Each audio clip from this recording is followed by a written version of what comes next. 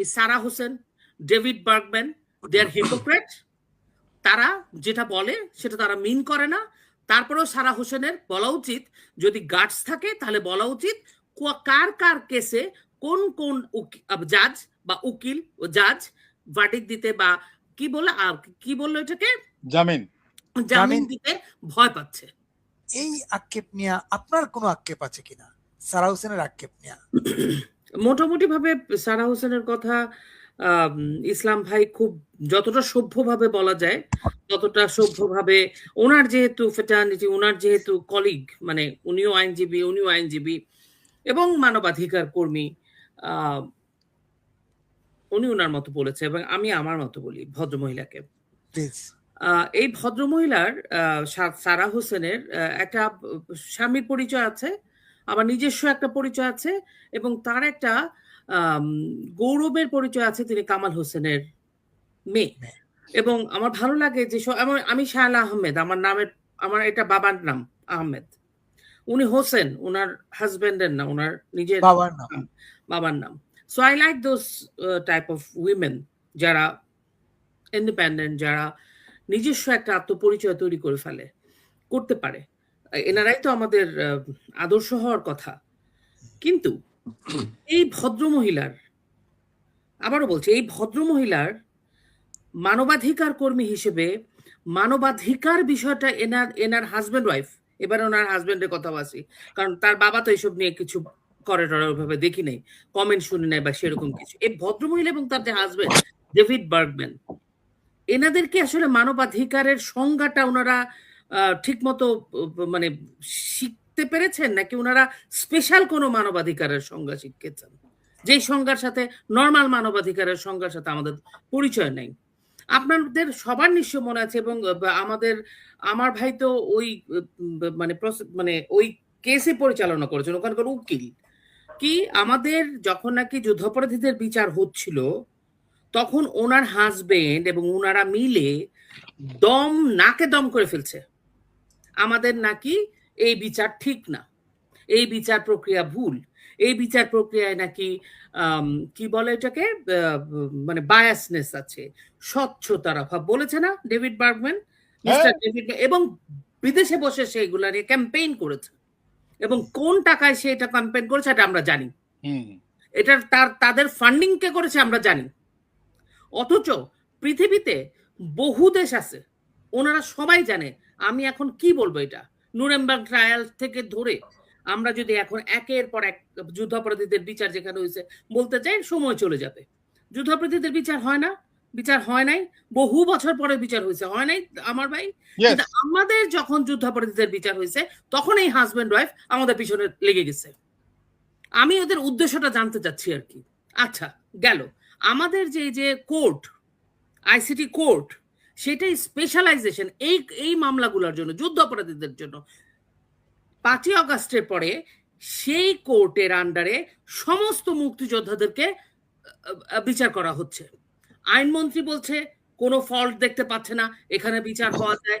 বাংলাদেশে কি 5ই অগাস্টের আগে যুদ্ধ হয়েছিল? 5ই অগাস্টে যুদ্ধের কোনো ক্রাইটেরিয়াতে পড়ে? কই, এটা নিয়ে তো ডেভিড বার্গম্যানের কোনো কথা নাই। তখন মানবাধিকার লঙ্ঘন হয় না, তখন স্বচ্ছতার কোনো অভাব হয় না। মাঝে মাঝে ডেভিড বার্গম্যান আর একটা টুক করে কথা বলে।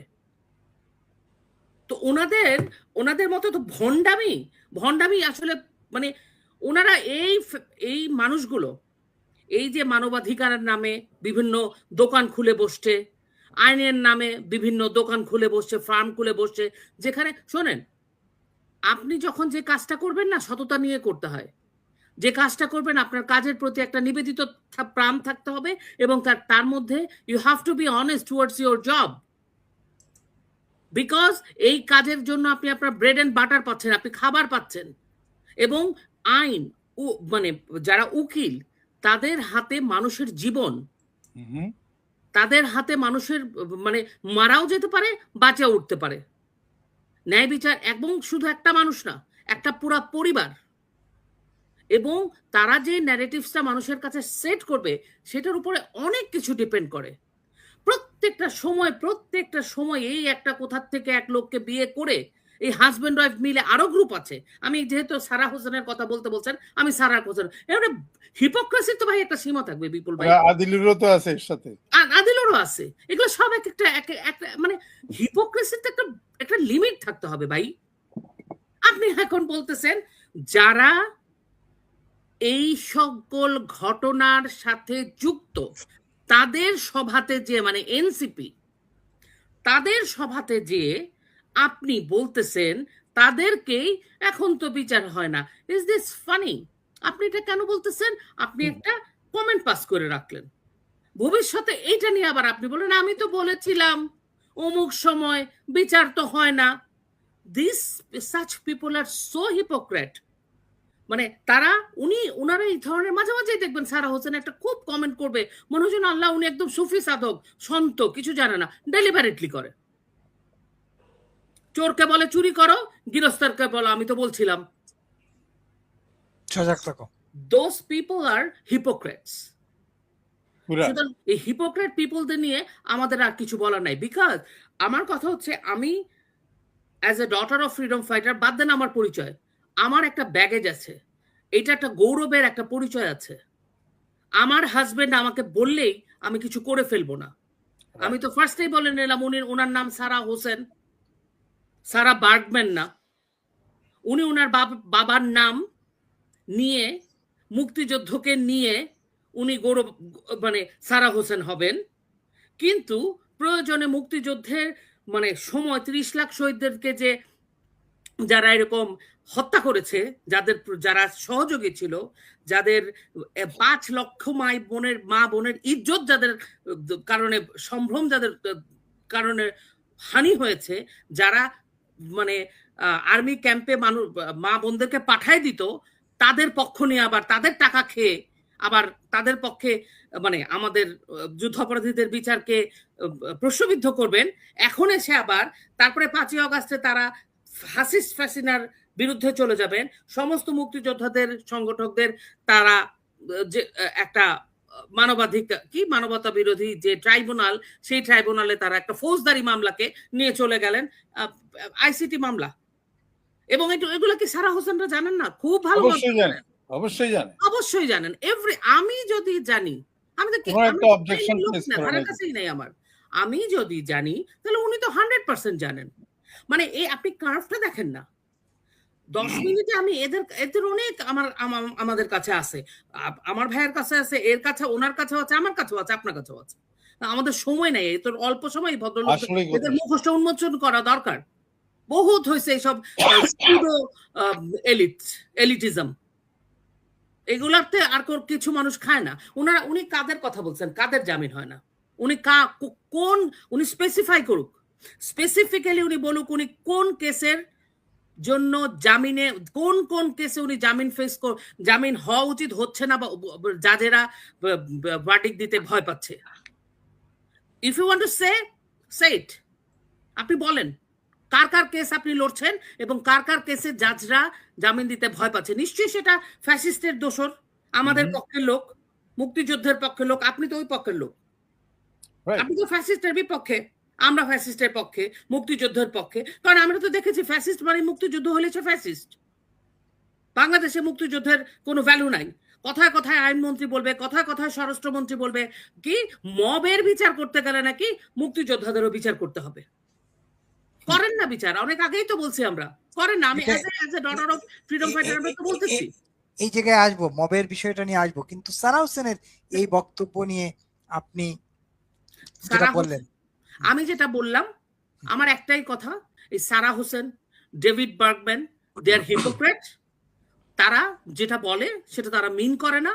তারপরেও সারা হোসেনের বলা উচিত, যদি গার্ডস থাকে তাহলে বলা উচিত কার কেসে কোন জাজ বা উকিল ও জাজ ভার্ডিক্ট দিতে বা কি বললো এটাকে জামিন দিতে ভয় পাচ্ছে। 10 বার ভাবতে হচ্ছে, 10 বার ভাবতে হচ্ছে কার কেসে ব্যক্তিগুলোকে, আসামিগুলোকে, সেই মানুষগুলোর নামটাকে জানানো উচিত। এরকম সুপারফিশিয়াল স্টেটমেন্ট দিলে হবে না। মাইক সামনে পেলে সুপারফিশিয়াল স্টেটমেন্ট দিবেন, কুলও রাখবেন, শ্যামও রাখবেন, এটা হবে না। হিপোক্রেসিটা বাদ দেন, কারণ আপনাদেরকে মানুষ চিনে ফেলছে। আপাতত এতটুকুনি। না, তাইলে আমার একটা প্রশ্ন আছে আপনার কাছে। বলেন। তার মানে কি সারা হোসেনের ব্যবসা ক্ষতিগ্রস্ত হয়ে যাচ্ছে জামিন না হয়, এই Of কারণেই course. তিনি কথা বলতেছেন কিনা? অফকোর্স আপনার একটা আসামির যদি জামিন না হয় তাহলে তার ইমেজের ক্ষতি হচ্ছে, ফার্মের ক্ষতি হচ্ছে, ব্যবসায়। শুনেন বিপুল ভাই, সমস্ত কিছু হচ্ছে business, money. They don't care about anything. They don't care about the মানে history of Bangladesh. They don't respect. That is my মানে আমি তো যুদ্ধাপরাধীদের বিচার থেকে এখন পর্যন্ত এদেরকে ফলো করি, সেইটা আমার, এটা আর কারণ না, এটা বিপুল টকেরও কোনো কথা না, এটা আমার বক্তব্য। আমি যেটা ফিল করি, আমি যেটা বুঝতে পেরেছি সেটা বলছি। তাদের দে আর অলওয়েজ আফটার মানি। আজকের দিনে তাদের হয়তো জামিন হচ্ছে না, তাদের আর্থিকভাবে অসুবিধা হচ্ছে, তাদের ফার্মের রেপুটেশন যাচ্ছে, কিন্তু আমি জানতে চাচ্ছি কোন কোন আসামির জামিনটা হয় নাই, জাজ ভয় পাচ্ছে, সেইটার নামটা ডিসক্লোজ করুক যদি ওনার গার্ডস থাকে, কিন্তু এটা করবে না।